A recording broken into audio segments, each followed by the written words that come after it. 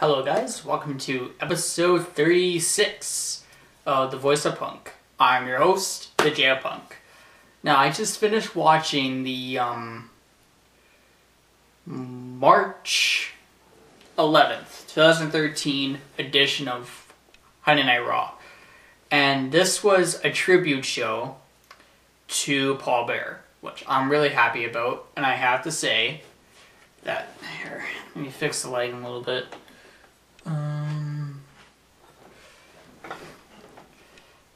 Yeah, that's better. I think that's better. Okay. I had to say, this was actually a really good show. This is a damn good show. I really liked it. I don't know about everyone else, but I really liked this show. It was way better than last week's. Actually, to tell you the truth, it was way better than last week's. And, yeah, like this show, I really did like this show. This was a really good episode. It had great wrestling.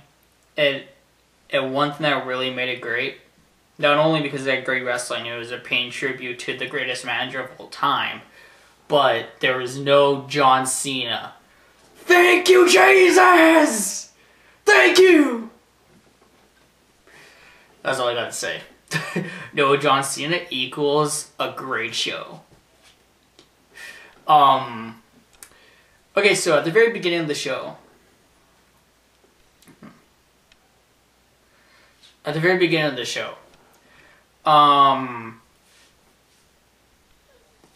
it's a tribute to Paul Bearer. And, I'm sorry guys, I'm kind of concerned about the light. But, it's a tribute show to Paul Bearer. And, it starts out with a video package, and then the Undertaker comes out with the urn. Because for those who don't know, Paul Bearer would always carry the urn. That was like his signature. And what Undertaker would do every time it was him and Paul Bearer would hold the urn up, and then Undertaker would get down on one knee and go like this, kind of like that. That's like his bowing. Then he'll go like this, like kind of like that. And he starts doing that. And this was really good. It gave me chills. Like, this tribute was really good. It was really well done. And like he went down and like you hear like that on the screen it says "In Memory of Paul Bearer," and the urn is in front of him. It was well done. And even though I should be mad about this, but I'm not, because this was actually really good. CM Punk interrupts immediately. Here's the reason why I liked it. It makes the match at WrestleMania worth watching. It makes their feud a lot more personal. And I have to tell you, I like where this is going. I really do. This whole feud between CM Punk and The Undertaker. When I first heard about the match, I thought it was really tacked on at the last minute. But how they're doing it now, with CM Punk actually going personal, I am...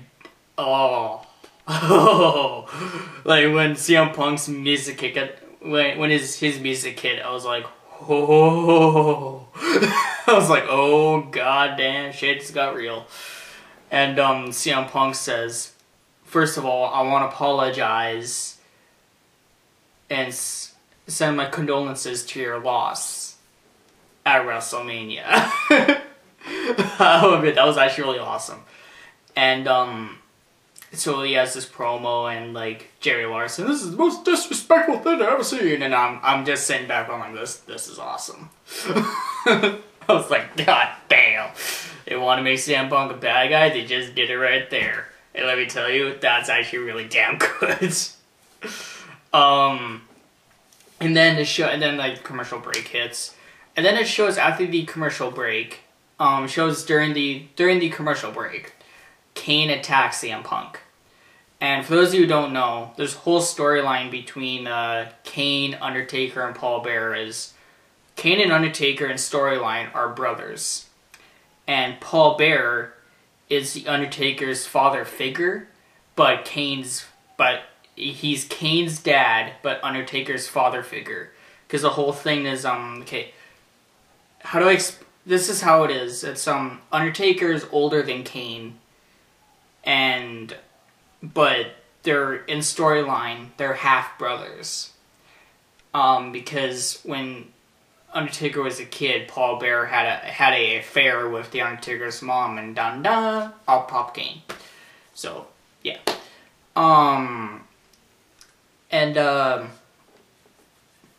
So what happened was Kane came out, attacked CM Punk, and then it cuts to Kane going on a rampage backstage, like rah, rah, like that, like throwing wrestlers around, like punching through walls, like freaking lighting stuff on fire, going like where's CM Punk, like just going absolutely nuts. And I have to admit, like, at the very first segment, this Raw got me. I was like, I'm really interested to see where this is going. Here's the reason why. Because this would be a good way to turn Kane back into his monster character. Like, get rid of the Team Hell No. Because I heard they're planning on splitting up. They're planning to split up after WrestleMania.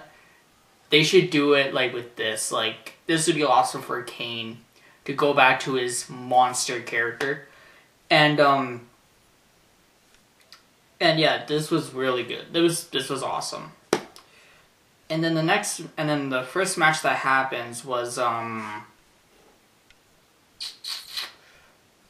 damn, I forgot what the first match that happened. Jesus Christ. What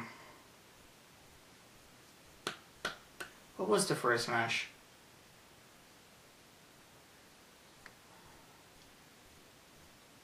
I want to say it's Daniel Bryan and Dolph Ziggler, I think. Yeah. Guys, give me a break here. It's a 3-hour show. It's a 3-hour show, guys. Come on. But yeah, I'm just going to say it was Daniel Bryan versus Dolph Ziggler. Yeah. Yeah, I think that was it. And this was a pretty good match. It was pretty good. Of course it's going to be good. You know, you have one of the two best wrestlers they have right now, Daniel Bryan and Dolph Ziggler. They had a really good match. I don't remember fully any spots in it because I'm telling you guys right now, I was so focused on the CM Punk, Undertaker, and Kane thing. I was so focused on that, like I just kind of forgot about everything else. But anyway. One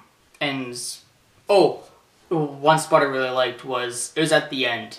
Dolph Ziggler rolls up for a pin on Daniel Bryan, but Daniel Bryan, like, reverses it, like, his pin get rolled up, the guy goes like this, and go, like that. You're like, save me, Jesus! But then he counters it with the bell lock. That was awesome. He's like, it was really cool. That was a good spot. And then Dolph Ziggler wins. Dolph Ziggler wins with his finishing move, the zigzag. And I just remember the first match. It was Big Show versus Seth Rollins of The Shield. Okay, I can't believe I forgot that this was the first match because I enjoyed the hell out of this match. This had me laughing. I don't know why, but okay. So, Seth Rollins of The Shield takes on the Big Show. And this match altogether was only like a 5-second match. But Jesus Christ, was this entertaining as hell. Like, okay, Big Show's out, and so Seth Rollins is in the ring with him. And the rest of the Shield is outside, right? Dean Ambrose and Roman Reigns. And Seth Rollins runs at full speed at Big Show, and doesn't make Big Show. He takes, when he sidesteps Seth Rollins, takes him and throws him right through the ropes and right into Dean Ambrose.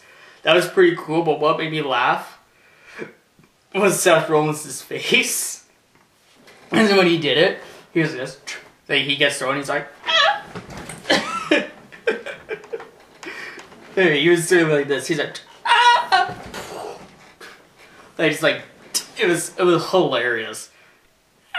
But it was so funny. And then then Big Show goes out and takes Roman Reigns, like freaking throws him, and it was pretty good. But then the Shield comes back and bam, bam, bam, and beats down on them.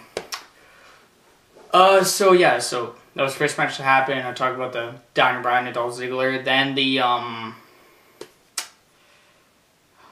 forgot a lot of things that happened tonight. I'm so focused on stuff I really enjoyed.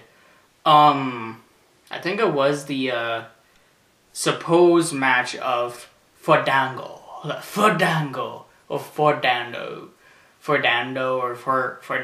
versus Tensai.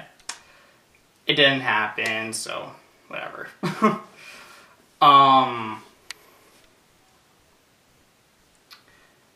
Yeah, it's basically this entire show. I basically forgot what happened in most of it because I felt it really slowed down. Like, even though I really loved this show, this was a really good episode. I felt that after the beginning, it started to slowly give out, like, slowly lose steam as it went on. Because I barely remember what happened after the beginning. Like, in the middle part of it, I forget completely what happens. Let's see, like, the match between Fandango and Tensai was supposed to happen, but, trying to make Fandango heel, it doesn't happen. Like, throughout the show, they're doing, like, memories of Paul Bearer and stuff, and I'm trying to remember what else. One thing, what was it? The Bella Twins are back. Yay.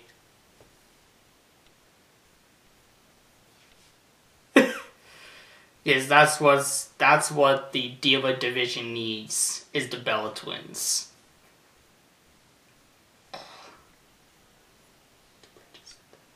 Oh my god. I think so far, those two were one of the worst wrestlers I ever seen, the Bella Twins. Even worse than Kelly Kelly. Kelly Kelly was freaking horrible. So yeah, that was kind of a letdown. Right.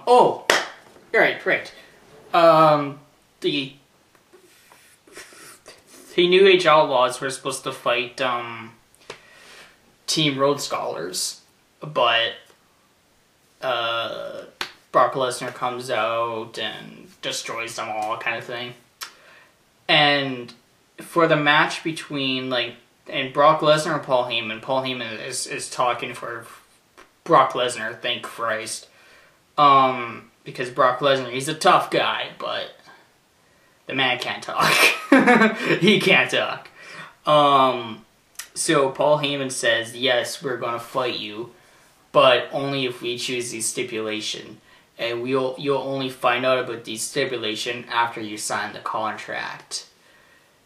And, I think we all know where this is going. With the stipulation between, if, they'll only fight if Triple H puts his career on the line. And, yeah, so that's basically what happened, and, in the middle of the show, that was basically the only, landmark thing that really happened.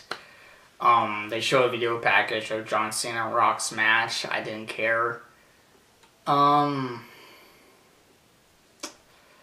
Yeah, nothing really special happened. Only thing that special happened was hyping up the Undertaker and CM Punk match.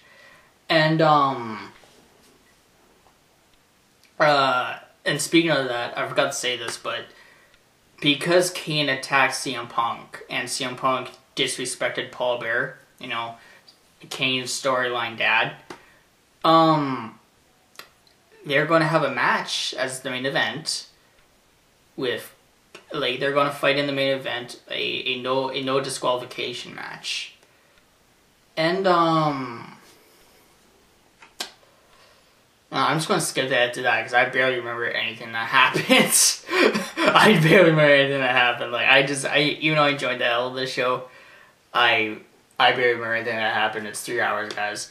But the match between CM Punk and Kane as the main event, I thought that was I liked it. Like, Kane came down with the urn and like he's setting the urn down and stuff. I liked it, but at the same time, I thought it could be a lot more than it was. Because if you put yourself in Kane, like the character of Kane, put yourself in his shoes. Say like your dad dies, and you're paying tribute to him, like your older brother is paying tribute to him, and then some guy comes out and disrespects it, and you blew up, you're done, you're gone, like you're completely mad. Would you expect Kane to just go full speed ahead and like split CM Punk open, make him bleed and all that, instead of going for wrestling moves? Because this is how I saw it. He's like, "You disrespected my father, you disrespected my family, I'm gonna teach you by grappling." You know? Instead of like, "You disrespected my family, bitch." Like that.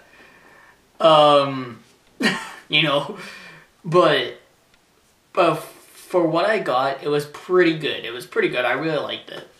I kind of liked how the urn kind of gave like a presence of Paul Bearer. I thought that was really creative and really clever. How they kept on like cutting like how Paul Bearer was standing. It's like like that. And I gotta say, I liked the match, and I liked the part where CM Punk stares at the urn. I was like, oh, he's not going to. And he doesn't. And then, I really liked the ending.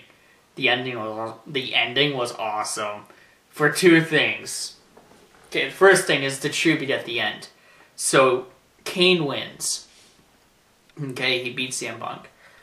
And then Undertaker comes out, and Undertaker is at the end of the stage, and Kane's in the ring. Undertaker gets down on one knee, Kane gets down on one knee, and they both do the salute, like the bow, like that. And Paul Bearer's image is on the screen. That gave me chills, because it was so right, and at the same time, it gave me a flashback back in 1998, where Kane debuted, like a year after Kane debuted, and he helps out the Undertaker, and Kane is on the stage, and Undertaker's in the ring, and Kane goes like this, and then Undertaker in the ring does his bow, and poof! Like, it was awesome. That gave me chills, and then this kind of recreated it, but it did it in the honor of Paul Bearer. But this is where I was like, oh, CM Punk takes the urn and hits Kane in the head with it. And then Undertaker, like, storms down. He's like, "You motherfucker!" Like that. Just storms down, and, like, he's like, Undertaker's done. Like, he's gonna kill Punk and stuff, but Punk runs away. But here's what I liked about it. Punk has the urn. I like how Punk steals the urn, because that just makes this match so personal in storyline. It makes it so personal and so great that I'm looking forward to CM Punk versus Undertaker. You know, last week I was saying, like, the only thing that really had me looking forward to WrestleMania was the Jack Swagger and Alberto Del Rio match. But this match, like the CM Punk and Undertaker, ever since this happened, oh my god, I am pumped to see this match. Am I pumped to see WrestleMania? Not really. But this match, I am pumped to see. Because they're making it so personal, it's great. It is awesome. Yeah, so that's kind of my don't understand really a review of Raw. Like, here's the thing. I liked Raw. The reason why I loved this show, I really liked this show, was the beginning and the end. The middle, it kind of lost me a little bit because I just felt I started losing steam. But the steam got picked right back up at the end. So it was kind of like, hey, this is how it was. Beginning, awesome. Then the middle was like this. Then ending, like that, like. And so I don't remember fully that much about this Raw. Like, you know, I liked it. That really sounds weird, but I did like it. Only thing I really remember was like the CM Punk stuff, the Undertaker and Kane and Paul Bearer stuff, and really that's what made the show tonight, was that. So this match was good. This match was awesome. Like, this Raw was pretty good. Those segments were awesome. The match, like, I don't remember fully. Like, I remember matches that happened, but I don't remember fully. Like, it's not coming to me at the moment, but I remember the wrestling was awesome in this Raw. And I really like this Raw. I really did, even though in the middle it really lost steam, but it got picked right back up. So that's my review of this Raw. I hope you guys liked it. If you guys like this video, comment, like, subscribe. Subscribe to me, yay! So comment, like, subscribe, tell me your thoughts about this Raw, and I would love to hear you guys' thoughts. And I know a lot of my videos lately has been about wrestling. This weekend, guys, I'm going to be...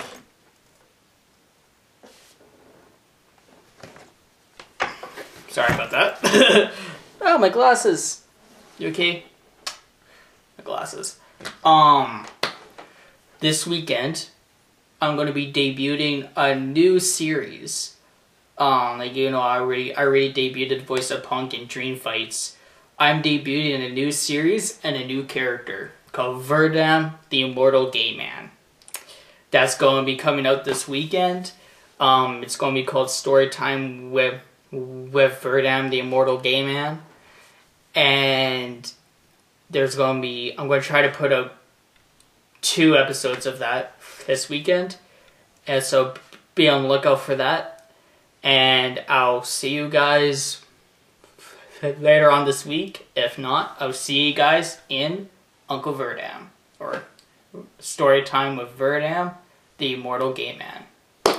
So, comment, like, subscribe, and be on the lookout for that new series coming up. Bye, guys.